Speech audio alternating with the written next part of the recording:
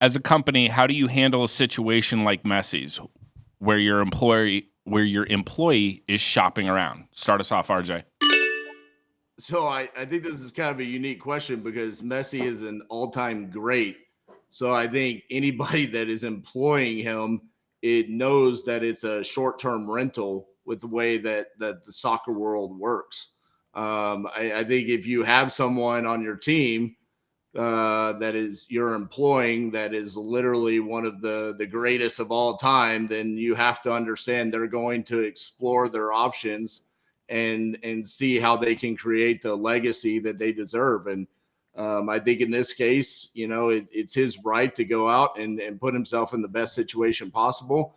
And if you're an owner of a company and you have someone on your team, you have to say, hey, thank you for your time with our company, and we wish you the best. Beautiful, beautiful. All right, Eric, what about you?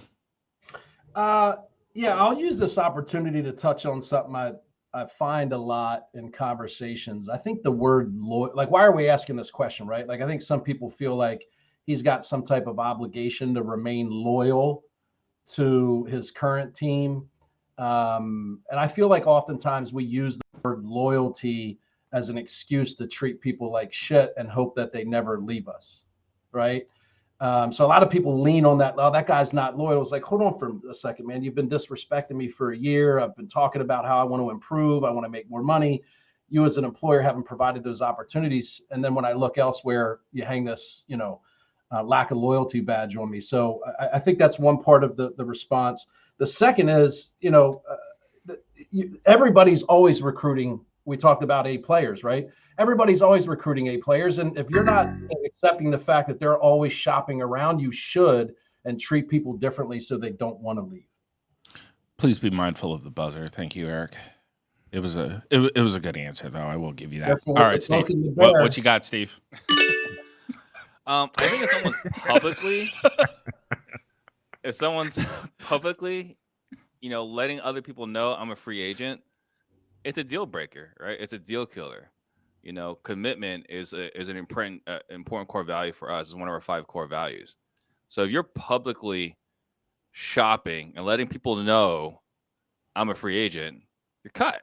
Like there's nothing else to say about it, right? You're off the team, right? We don't hire mercenaries here. We hire patriots. We hire people that are committed to the vision, who are committed to the mission, who are committed to one another, right? I mean, RJ talked about it, the A players, right? People that are working not just for themselves, but for the betterment of everyone around them. If you're here just for you and you're a mercenary, we don't need you. So if someone is openly shopping, saying, hey, I'm looking for better offers, you're out. And that's the end of the conversation. Case in point, you're calling him not loyal. Basically, are you committed to that person? If I've done everything I can to support that person and listen to that person. Wait, hang on. This is CJ's role. Like, let's not skip CJ. Yeah. Go ahead. Freaking Eric, not loyal at all. Anyway, continue. Jeez. CJ, what about you? What are you doing with Messi? Look, talent retention has been an issue, since the beginning of time, really. I mean, you're talking about generational talent.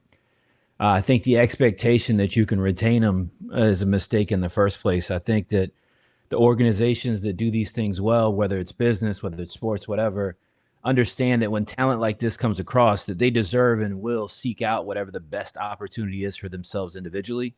And it's your job to, if this is your business, it's your job to recognize the talent that you have before it blossoms, before it becomes generational. And you got to plan around it. You've got to plan succession plans. You got to have people in your system that you're training, that you're building, that you're putting in place to build up to take that spot potentially, or eventually rather, because you're never going to hold somebody like that, because again, they deserve to go after whatever is best for them. Because I mean, if they got to pay him $400 million a season or whatever the tag is, I see these Instagram posts. I mean, how much money is he generating for that particular business? It's definitely on him to get out of there at some point and go wherever the grass may be greener in his perspective.